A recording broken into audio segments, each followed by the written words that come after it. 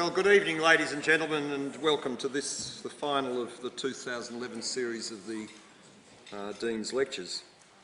A popular event indeed, and I recognise that there are graduations happening, and the fact that you've come out with Elton John performing is a great testament to what you want to hear and what you are going to hear.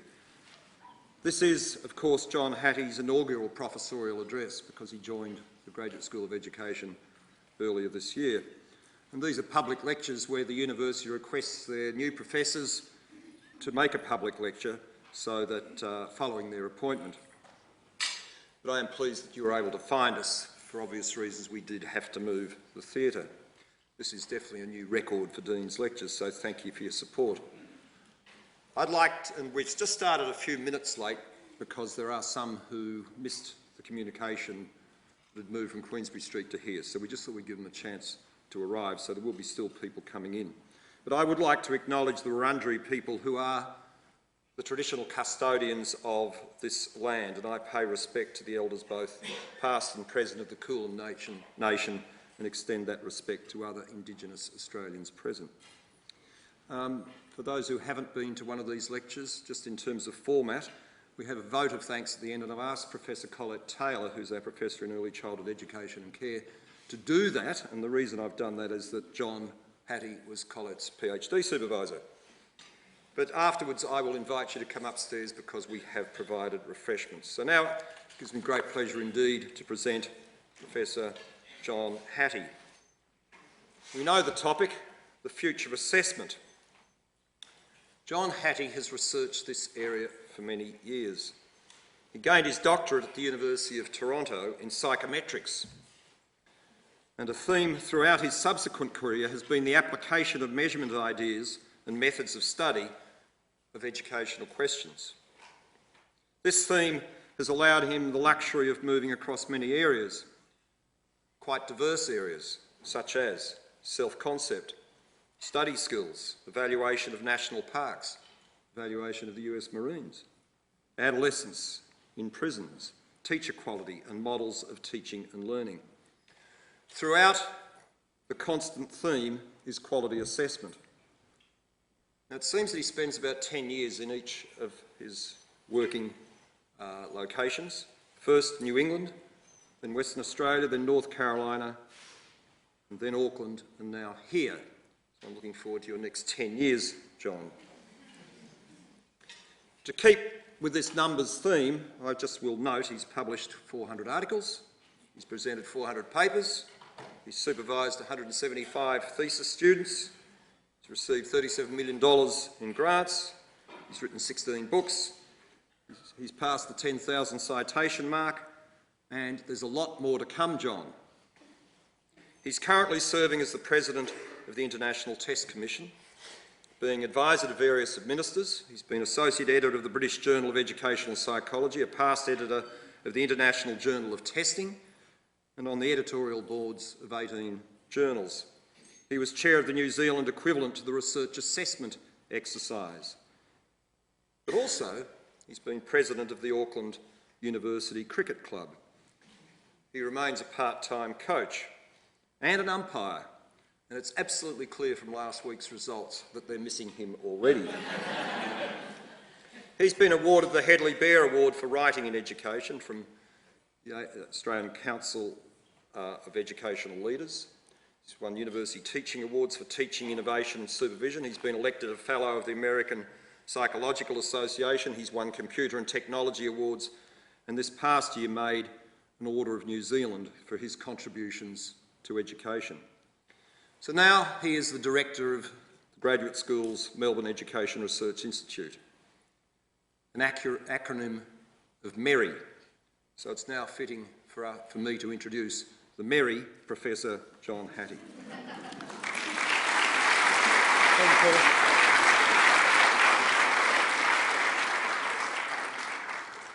Thank you, Field, and thank you also for coming. And as Field has indicated, my background has been in measurement in the psychometrics area, and it may not sound a too sexy a subject, but I want to share you tonight what I see as the passion in this area. I think we're at the stage in the measurement community when we're on the cusp of major breakthroughs in this area. It's been languid for many, many years, as I wish to show you. And so what I want to do tonight is to present an argument about what the state of assessment and measurement is around the world and where it could go, and to hopefully give you a perspective of the kind of exciting things that happen under this title. I want to start right back at the beginning, and as we know, for millennia we've been doing assessments, and as you see, the Chinese system invented it mainly to solve a few problems with nepotism and cheating. So they introduced the civil servants exams. At the turn of last century, there was a major breakthrough in assessment when Spearman and Galton and others came along and decided that the way in which we see assessment is indicating you observe kids' performance, you observe their behaviours, adults, children. There is some error associated with that, and then when you take that into account, you can get a good index of what the true score of an individual is. Now, this particular model that my colleague Barry McGaw many, many years ago likened to the sailing ship model, and he did that because it still exists in every classroom here in Melbourne today, is the classical test model. A model that's almost 100 odd plus years old, as I want to show you in a moment, surpassed many, many years ago, but it's the dominant model. And as Barry indicated, it's simple, it's elegant, and it's been durable. But it has major, major faults. When you create any assessment using this model, two of its problems are the quality of the test is only as good as the other items in the test, and the person's score is only as good as the other people who sit the test with that person. That's absurd. But that's the dominant model that serves most of our school systems today. In the 1950s, a new model came out to do test analysis called item response models. And certainly the point of this slide is to say it's been around 50 plus years. There's probably not a measurement institute in the world. As Field pointed out, in my job at the International Testing Commission, all the services, the ETSs, the ACERs, are members of the International Test Commission. There's probably not one of them that doesn't use this model. There's probably not one system around the world that doesn't use this model. But it's not the model that's used in classrooms. So whilst we've known for 50 plus years that the classical model is kind of wrong and bankrupt, this new model has been around, we haven't used it. Part of my message today is how we can do it. You only need three things. If we know what the difficulty of the item is, if we know how good it is discriminating between kids who are very good and kids who are not so good, and if we know what the propensity to guess in the item is, we actually can model kids' behaviour very well. We have very, very good ways using this particular model to predict with high levels of probability what kids' scores are, which is certainly not true with most of the classical models. And as you can see, this new method allows you to do things like take two tests that look different, smell different, and equate them so they are comparable, which surely is absolutely critically needed if we're going to measure kids' growth. It allows you to detect if items are biased in favour of certain groups, Aboriginal, lower socioeconomic status, but females, male, etc. It allows you to do adaptive testing, where when you administer an item to a person, depending on the result of that item, the system will then choose an item that's appropriately more difficult or appropriately easier, depending whether they get it right or wrong. And it can do many other things, such as with personality and attitude tests. And I want to paint a picture of how you can actually use this in classrooms every day. In the last 10 years, we're moving beyond the sailing ship, speedboat, the spaceship kind of models. We're now starting to get a lot more information from assessments, particularly about the time it takes kids to complete items, their cognitive processes, how they actually go about thinking as they do items, to get away from just measuring surrogates of ability or IQ, and also the many dimensions they have when we go to do a reading item or a maths item. And from that, we can do some quite remarkable things, particularly with essays scoring, which I want to come back to, and also in terms of how we report the information back to teachers about how kids are thinking as well as what they thought. Now, to get to what I want to paint this evening, which is the work I've been doing over the last 10, 12, 15 years in assessment, I want to build a case to get there. And each of the parts I build, you will see during this session how we then implemented it. Let me start with the inevitable the technology revolution, which is the revolution we've been having for the last 35 years. If Alexander Graham Bell came back 15 years ago, I bet he could walk into any room, the phone would ring, he'd pick it up, and he'd say the word that he invented, hello. But I bet if he came back today, and he took an iPhone, it's quite a different system than he ever imagined. If we look at what's happened in schools, and someone came 200 years ago, and Rip Van Winkle came back today, I bet they could teach, they could do everything that modern teachers do with few exceptions. They would see very, very similar. And part of the message is, how do we get beyond many of our current systems of teaching? Not because they haven't worked, they kind of have worked. But our kids are going to leave us behind very soon if we don't start thinking differently about the nature of how we teach, and obviously my argument's going to be, and use assessment to make that difference. For instance, one of the things that we've been playing with is we've been taking glasses, and for $100 you can buy these. They have a video in here and they have sound on the side. And yes, we can put them on a teacher and we get the teacher to run a class.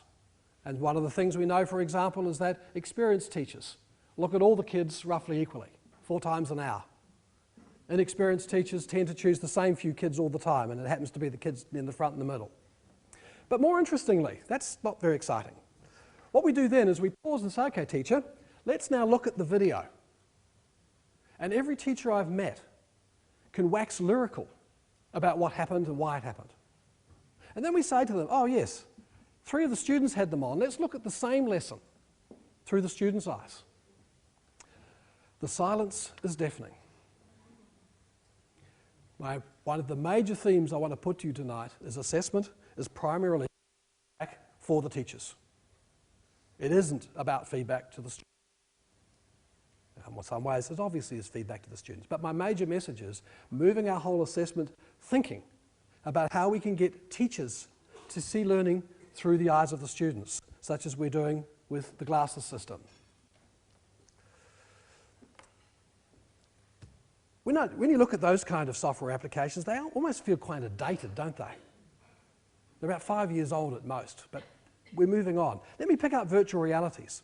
One of the other things we've been playing with is video assessment.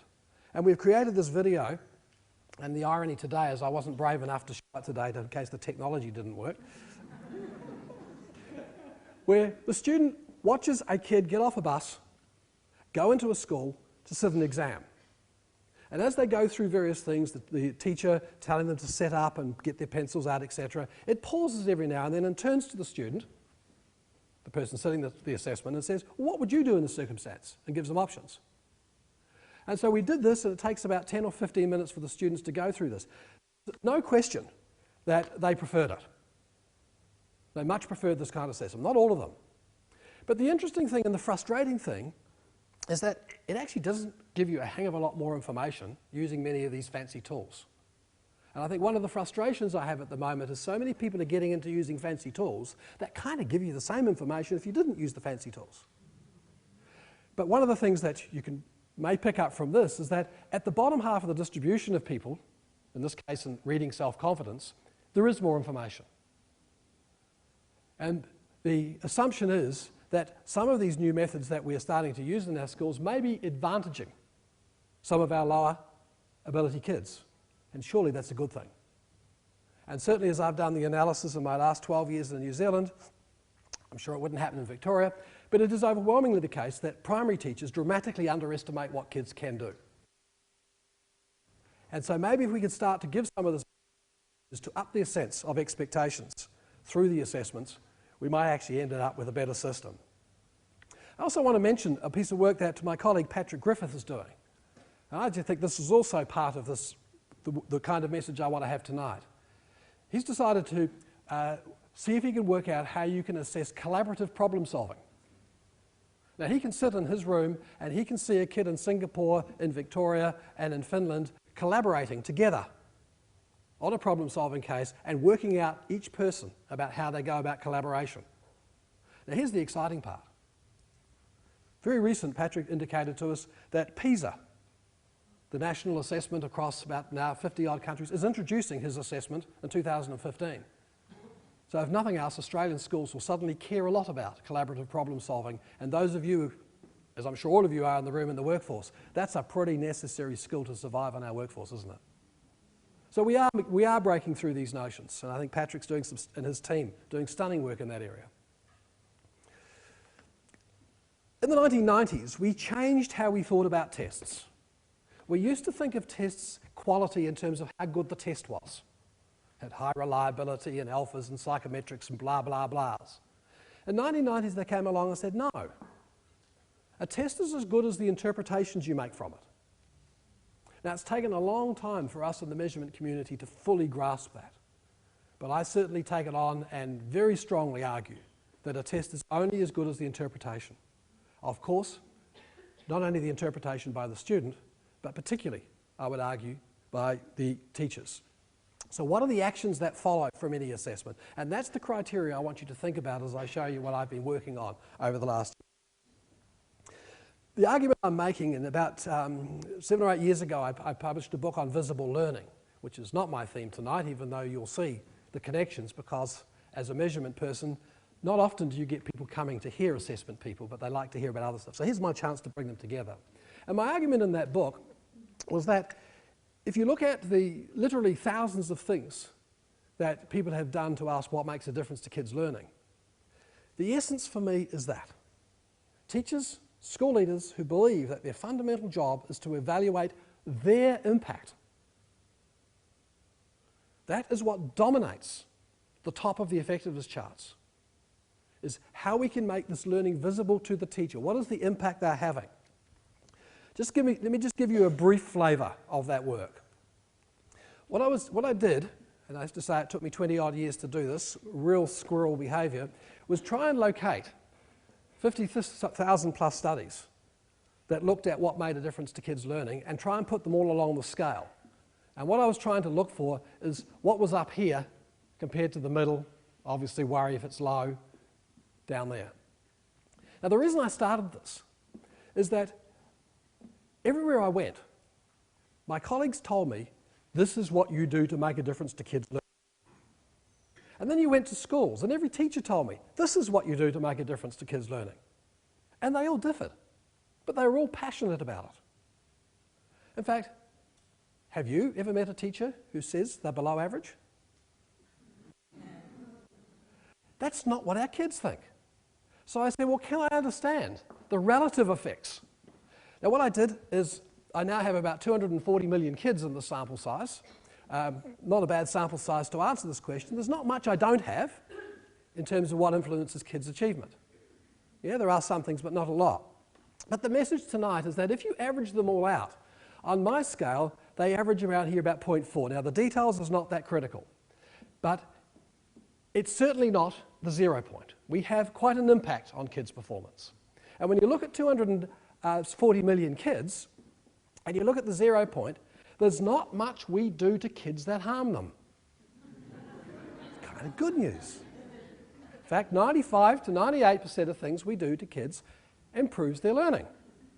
In fact, all you need to improve a kid's learning is a pulse. Everything works. And I bet tonight, we have 3 ministers of education in Victoria, so one of them's going to go to bed and wake up tomorrow morning with a new idea. It will work. And my frustration are teachers who say, look, this is the performance of the kid at the start of the year when I got him or her, and this is their performance later. I've improved their learning. They have set such a low standard, they cannot fail. 240 million kids, it's not a bad normal distribution. There's the average, my 0.4 on my particular chart. And I would suspect in Australia the graph would be very similar to this, slightly up. In fact, I know it is because I've analysed the NAPLAN scores and it comes out exactly the same.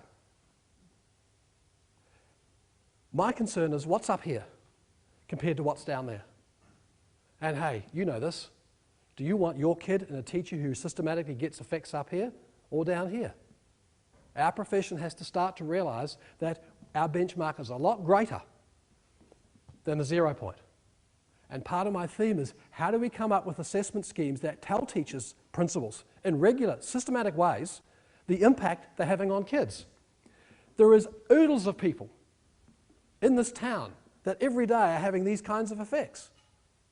My worry is we don't have very good systems out there to identify them, so we put the great unwashed and talk about teachers.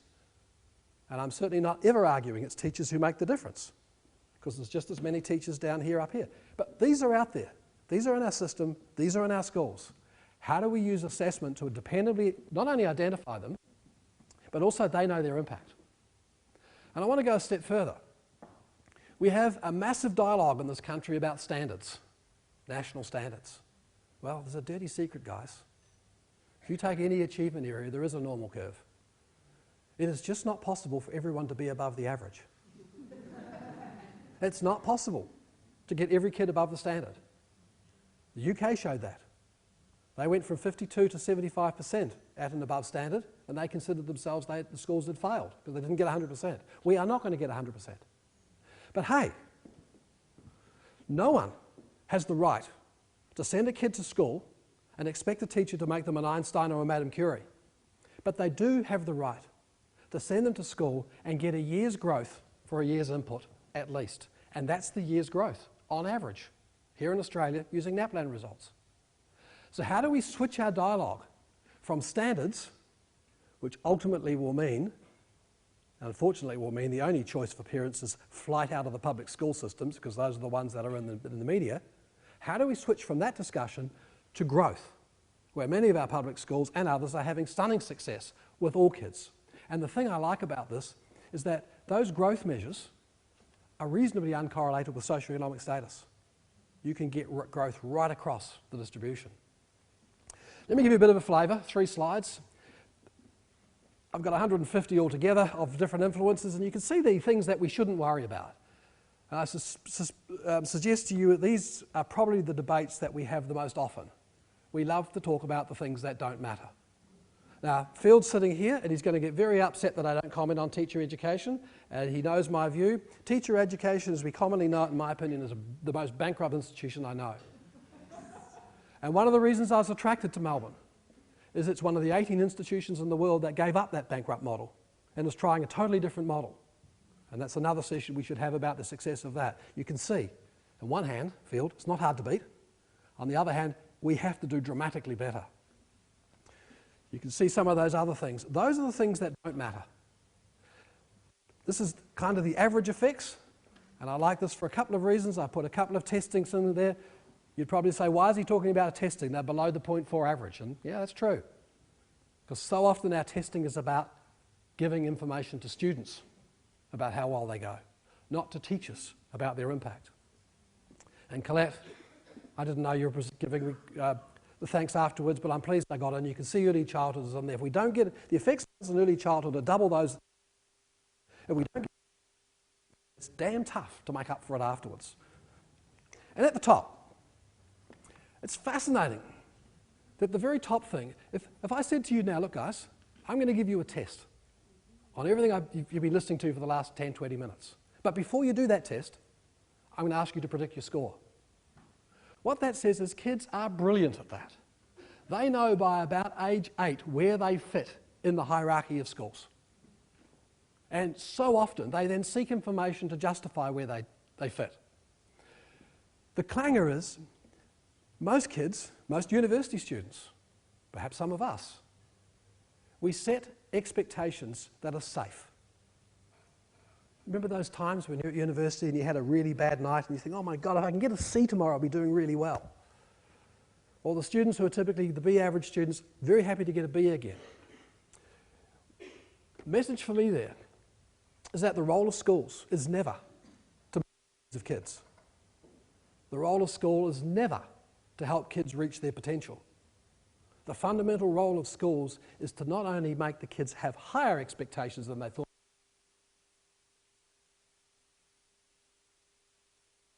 and one of the ways we could do that, I would argue, is seeing constantly the impact we have on kids and not just feeding them back assessments to reiterate where they are in the ranking of the classes.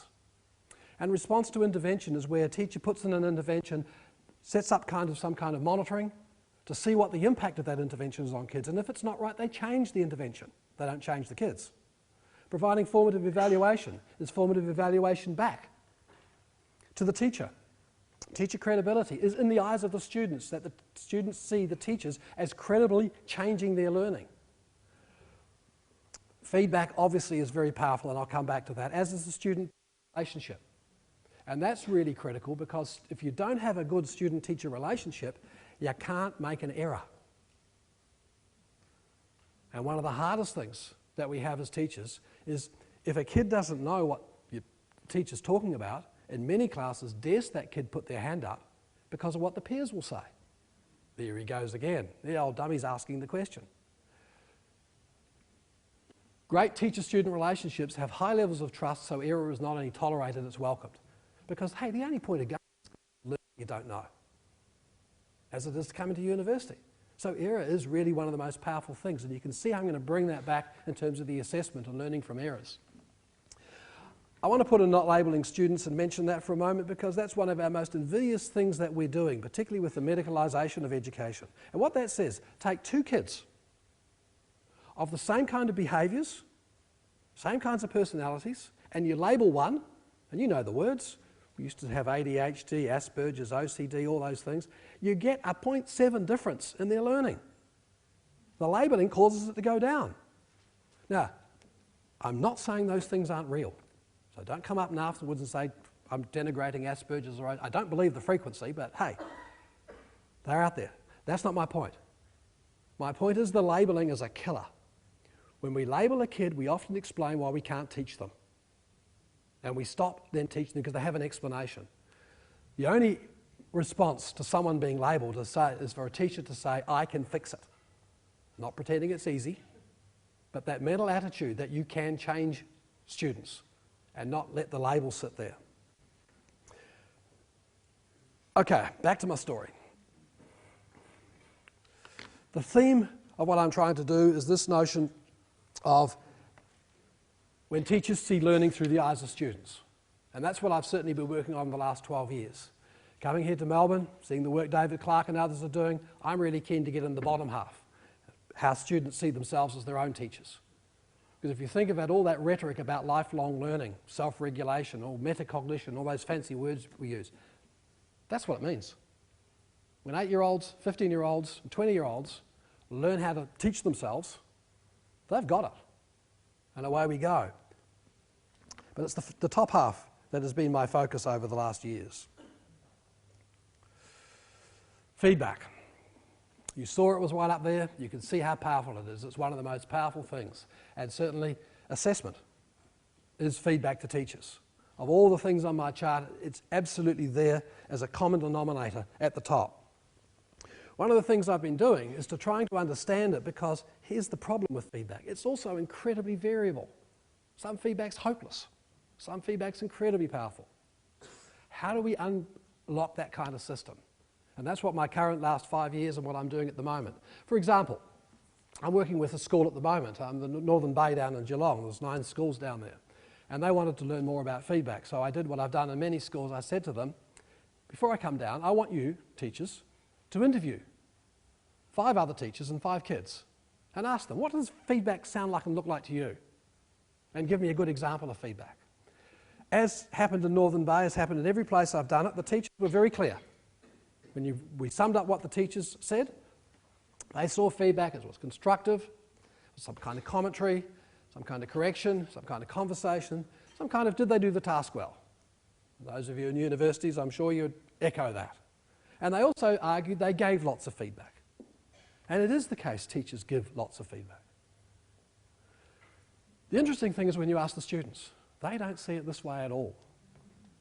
They see feedback as entirely about where to go next. If the information, the communication, the conversation doesn't help you understand where you go next to them, it doesn't exist. And you remember that when you got your assignment back at university. What's the first thing you did? Looked at the grade? Second thing? Tried to see what your colleagues sat? And one of the things we do is we get teachers to sit down with the comments that they spend all Sunday afternoon writing. And then we say, give it to the students, and let's talk to the students. What do they understand by it? That's what they look for. If you don't give them a direction about where they go to next, they don't interpret your words. In fact, they don't remember them more than 20 minutes later. And so how do we get this feedback notion moving away from correction and clarification beyond that? I'm not saying those things aren't useful, they're just the pedestals. The students, emphatically, bright or struggling kids, what they most want to know is, where do I go next? Help me answer that question. Two halves. What we're doing at the moment, this half is we're doing a lot of random controls trial studies, a lot of experimental studies, trying to understand what the best kind of feedback is. And at the moment, feedback that relates to competencies. If you tell students up front what success looks like, and then give them feedback relative to that, that is the most powerful feedback that we know of. And if you saw, remember the slide back a few ago, I had worked examples with a very high effect size. Merely showing a child, anybody, a worked example of what success looks like before they start has a 0.6 to 0.7 effect on their learning. Now, how cheap is that? And similarly with the feedback notion. It shouldn't be a secret. Like, one of my frustrations with most assessment is we give assessment to kids and then we say, what's next? More. We say to them, look, wait to the end of the series of lessons and we'll give you a test and then we'll tell you how well you went. Why don't we tell them up front what success looks like so they can start to judge it? I think a statistic that should worry us is that kids around the Western world spend 15,000 hours in schools before they're age of 15. Last year, for the first time in the US, kids spent 15,000 hours by the age of 15 playing video games. I think we've got a lot to learn from them. What they do, how many of you are addicted to Angry Birds? Yeah, there's a few here, I bet. You know. I'm just coming out of that phase. It knows exactly in the video game what your prior performance is. It knows how to set a challenge sufficiently above where you are to try and attract you to get there. And then it pours the feedback in, of all kinds. And some of you will persist for a long time to get there because you know what success looks like. Dropping those things down. That's the kind of argument I'm making here with feedback. If it doesn't have a sense of success, most of the feedback is dissipated, gets missing. We've also found that social feedback, comparative feedback is okay. Individual feedback, okay. Praise is a killer. The minute you put praise in the sentence, that's all the kid remembers. You know what it's like. Have a sentence with the word but or however in it. They only remember the stuff after it.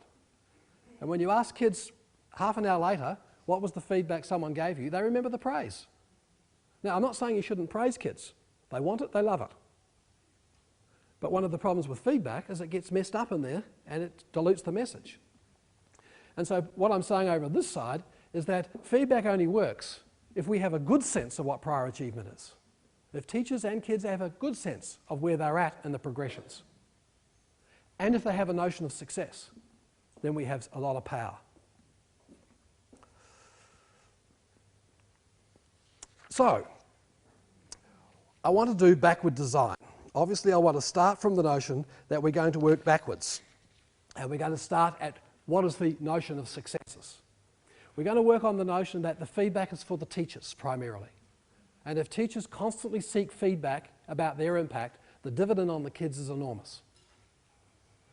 If we think of modelling the instruction we value, rather than what my worry in Australia is where we're going and hey, America went this way, the UK went this way, most of the European countries went this way. If you have national testing, sooner or later, teachers will learn that their job, and they're paid to teach those tests.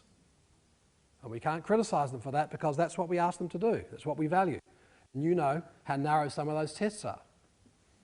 I have nothing wrong with the NAPLAN system if it assists, as I've been working with some jurisdictions around Australia, to help the teachers understand their impact. It's how we can put assessment into instruction rather than instruction into our assessment. And it's how we can emphasise this progress notion rather than just looking at standards by themselves. How we can turn our system around to say, how good are we at helping every kid in the school make at least, in my words, the 0.4 growth targets. Now, this slide got a lot of words on it, but it's an introduction to where I want to show you about what I've been doing over the last 12 years to take all what I've been talking up to now and put it into action. when I arrived in New Zealand, there was a big debate in the country about national assessment, and there was a mood to go towards what Australia has done with NAPLAN, the No Child Left Behind and so on. There was an election, and the new government decided, no, we're not going to do that.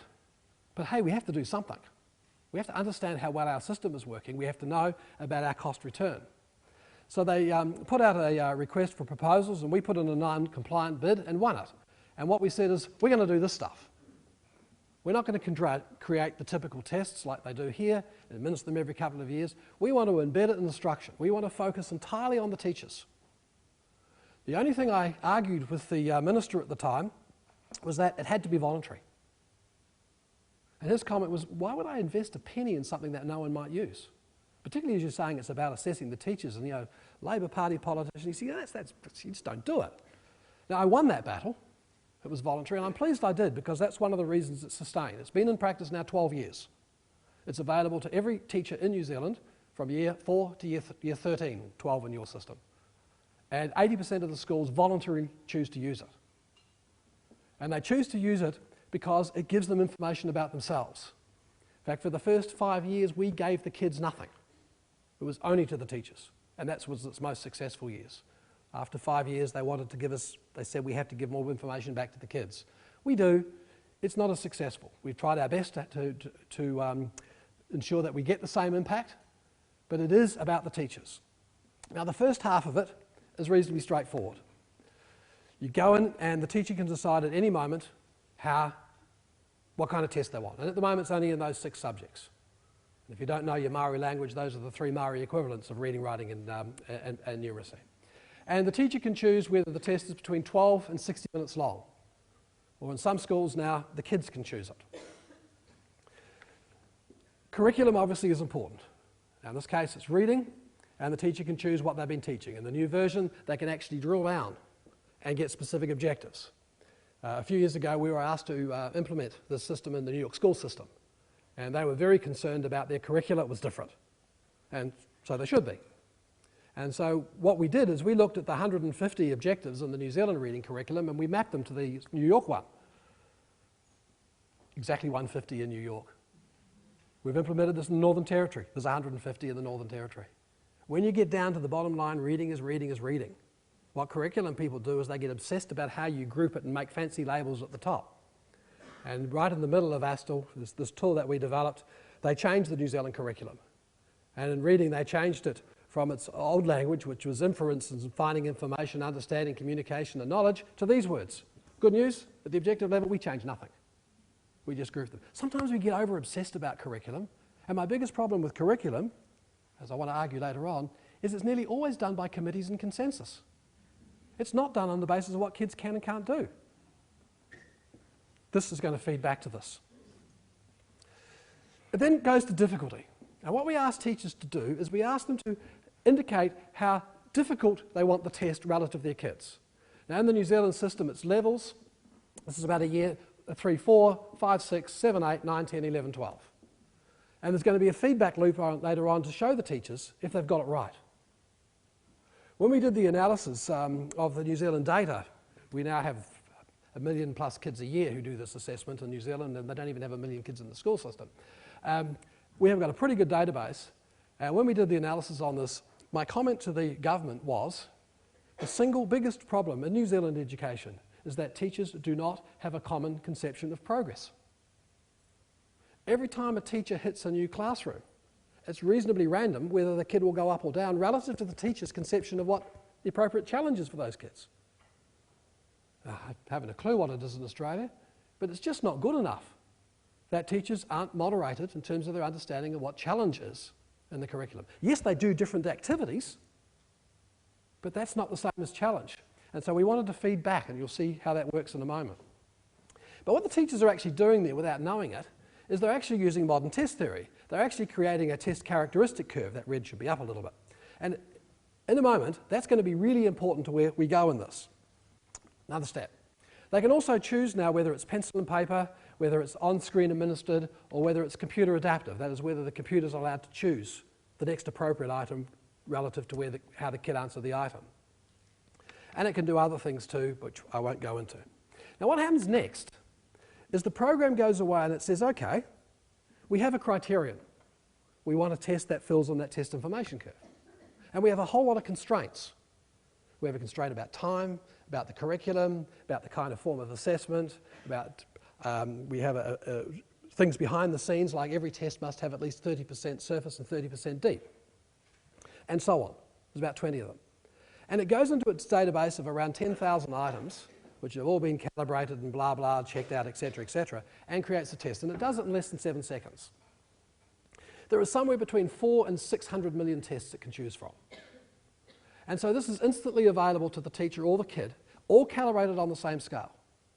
So it doesn't matter in reading if they do a test at the start of the year and a completely different test 8 weeks later and a different test 8 weeks later, they can see progression and so on. That's the test engine. That's actually not so exciting. We're very proud of it because we can create so many millions of tests, but that's not it. All the sizzle is in the reporting. Now, we spent a lot of time on this because if you remember my argument, it's all about the interpretations. And one of my frustrations is that every time you give a teacher or a kid a set of numbers from a test, they all know how to interpret it, and nothing happens. We're trying to minimise numbers. We're trying to maximise interpretations. And this is one that in fact, this was our first one that was aimed more at the principal. What we did is we actually started here. We started with these reports. And we went out to schools and we asked teachers and principals 2 questions. What do you see? And if they didn't see what we wanted them to see, we got it wrong. And then we asked them, what would you do next? If there was no consequence, we got it wrong. In fact, we soon found out that if they said they'd print it, that was the biggest failing question of the lot, because nothing happens. It took us 87 focus groups before we got this one right. We got better at it to pass those 2 tests. Now what you can see here is in this particular school, it's a primary school, years 4, 5, 6, 7, 8. They can do it for a kid level of class, you can neither do. The red is my class, and the blue is the national norms. They can actually fiddle with the national norms and see how they go, the Maori kids compared to Maori, Pacific and so on. But that's not my point today. And you can see pretty obviously there that in this school they're doing well below the national norm.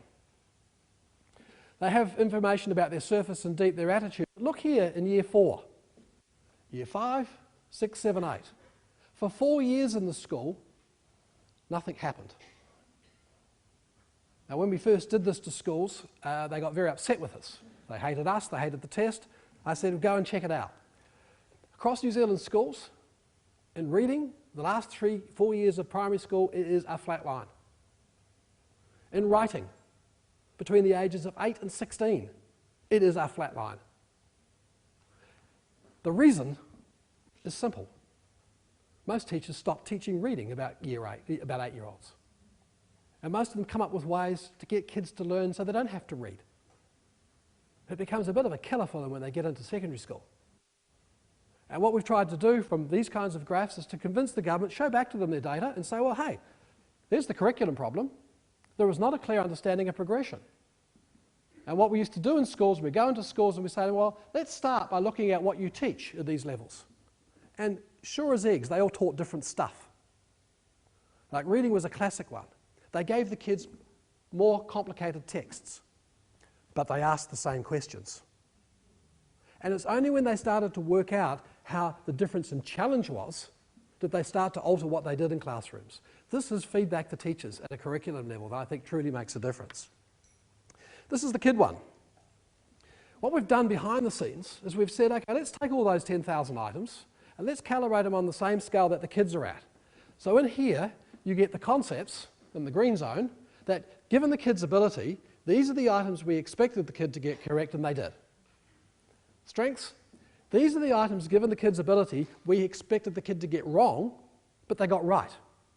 Their strengths.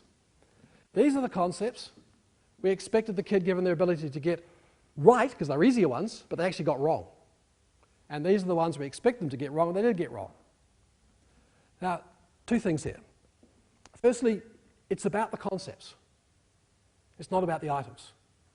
One of the worst things you can do in the measurement business if a kid makes a mistake with the test item is make them redo the test item. There's no information at that level. It is about the concepts. The other thing about this is the graph that the kids like the most. Like this one here, they love because, hey, they can do it. Just reteach it, please, teacher. It's not that difficult. They love their strengths. And the other part that it says to teachers, if there isn't something in all those 4 cells, it was a lousy test. You don't understand the difficulty of the test. You got it wrong for that kid. If the kid's got everything up in the blue zone, obviously it was too easy. If they've got everything in the green zone, obviously it was too hard. So we've got a visual way of helping teachers create better assessments to give information about individual kids so that they can then go back and know interpretation, make an action about what to teach next. We can then group that up to the class level, we can actually group it up to the school level, and we've even grouped it up to the national level. And again, saying to the curriculum people, like I'll use an example, I'm not sure this is the exact one, knowledge of semantic, syntactic and visual graphic phonic cues. In New Zealand we're not very good at that. Surely that suggests it may be the wrong place in the curriculum, or we need a different way of thinking about it. That was certainly true in the maths curriculum. There were areas that we found out the curriculum had got completely wrong. I don't want to play up that this is all that successful. One of the problems in the maths curriculum, for example, is we showed very clearly that 10, 11-year-old kids can do square root. They can do simple square root notions. The curriculum people said, we've got to stop it. They shouldn't be able to do that until they understand it, and they can't understand it until they've done this. Now, it's not a laugh, unfortunately, it's serious. And my frustration is, how come we've let 2 communities emerge, a curriculum community, an assessment community, where they're not talking to each other? And I blame partly on myself of not getting the right language to be nicer to these people, to say, hey, evidence does matter. Assessment can make a difference to curriculum. And I find it very frustrating. If any of you are thinking of doing master's or PhD students, we actually don't know a lot about how kids progress. We know a lot about how they should, but actually how do they progress in number and in reading? We have a level report where the teacher can find for the various curriculum levels where the kids are. And if this is Colette Taylor here, and she's, say, a level 3 basic here, 4 or 6 months later, if Colette Taylor doesn't move up there, teacher, you're just not doing your job. And the exciting part about this is the teachers wanted this. They loved it.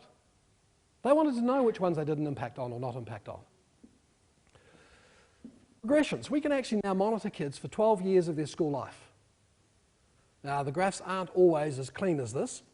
And the point I want to make with this graph is the red line there is a kid over the last year, up to about here. The yellow line's kind of incidental today. That's the curriculum expectation, the standards, as it were. And we say that's where the kid is. And we say to the teacher, where would you like the target in, say, 3 or 6 months' time? And they put it there. Now, we don't let the kids do this, because when the kids do this, you have to spend all your time saying, no, you set it too high, you set it too low. We let the teachers set it. And what can happen now is the teachers can click on that, and they can actually then get example items of what it means to be at that difficulty. They can get example lessons and so on. Here's the interesting bit, though. What we did is we trialled this with teachers and kids, and we said to the teachers, all right, you set your target. What would you do next? And they said, I'd work out how I can develop the kid from there to up there. Very sensible. But that's not what the kids said. What the kids said is, look, teacher, you want me up there. I know that if I kept doing normally and I'd learned as before and you taught as before, I'd be down there, but you want me up there. Oh, so this is what I have to do up there. Why can't I go there now? Now, when they go there now, many of them don't succeed. But wow, the power for them to want to then get there and overcome that deficiency, because they know what success looks like.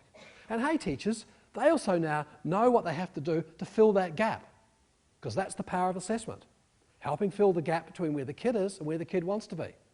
And we got incredibly large effect sizes. But hey, the bad news is it's very hard to implement because teachers don't see that as their job. They have all this language about developing and scaffolding and emerging and proximal development and all that stuff, which gets in the way. Not that those things are bad, Steve, but it gets in the way of a lot of what the kids want to do by looking at what success looks like to see if they want to play this game. And the last one is this What Next report. And what that does is it says for an individual kid or a class or whatever, the red dot, that's where you are. In this case, it's geometric knowledge. Now we say to the teachers, look, hey, it doesn't make a lot of sense to keep teaching at that level. One of my pet hates words is consolidation, how we consolidate it. Let's bore the pants off them even more. What we should do is challenge them. And so if you click on those buttons up top, it takes you to a web page and it gives you 10 to 12 teaching resources, 10 to 12 student resources, 10 to 12 open-ended items, 10 to 12 items that you would get at that particular level that you can then frame your curriculum about.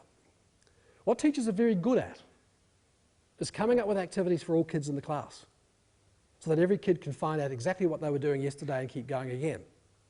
What this does is it says, no, you've got to challenge every one of those kids. There are 28,000 teachers in New Zealand. This is hit 50,000 times a month, still, 12 years later. Teachers are absolutely keen to find out what this notion of progression and challenge is. And this is one of the ways that we've brought a lot of moderation into our school system, so that when kids cross our schools now, particularly cross our classes within schools, they're not affected by what's commonly called the summer effect. You've heard about the summer effect? Kids go back in the summer? It's just not true, they don't. What happens, kids get to the end of the year, start of the year, the teacher says, oh, almost a badge of courage, I'm not going to listen to the stuff of the teacher last year. I'm going to spend the first few weeks understanding my students. And what they do is very successfully bring them all down. When we introduce these kinds of models, we don't see summer effects. And what I want to finish with is where we've been going next and the kind of work that I'm doing at the moment. Certainly what we're looking at is how we can use video assessment and essay scoring.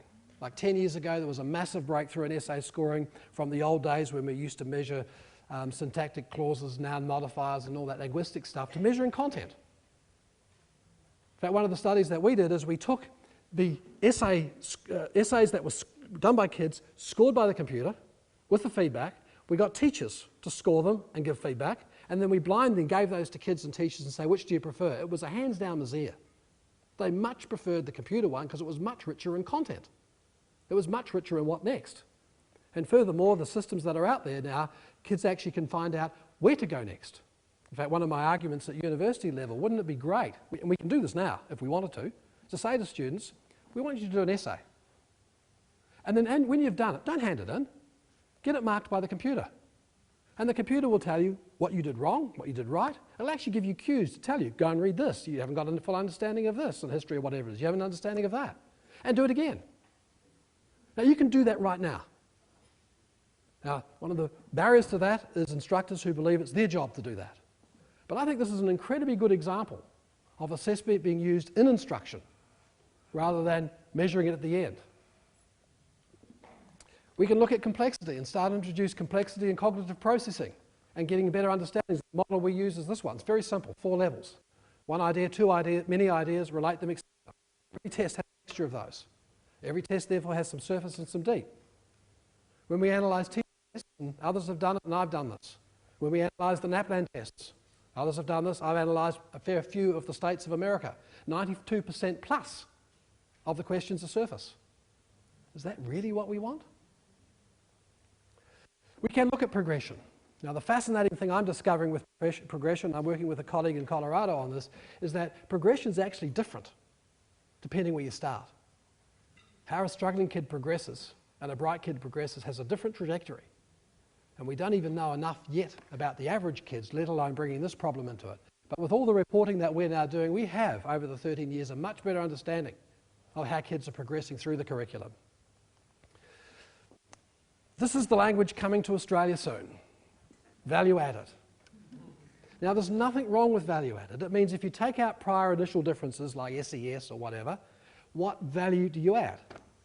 That concept's great.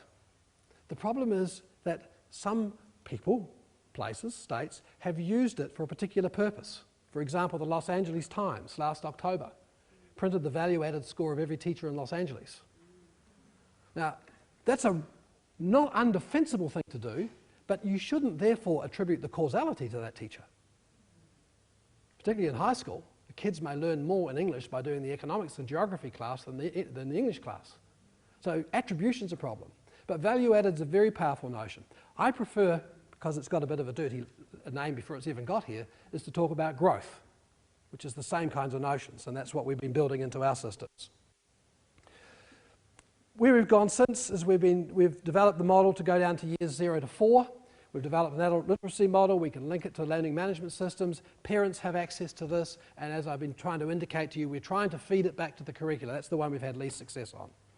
Where we're at the moment is we got a grant a couple of years ago with engineering, population health and myself to look at health in schools.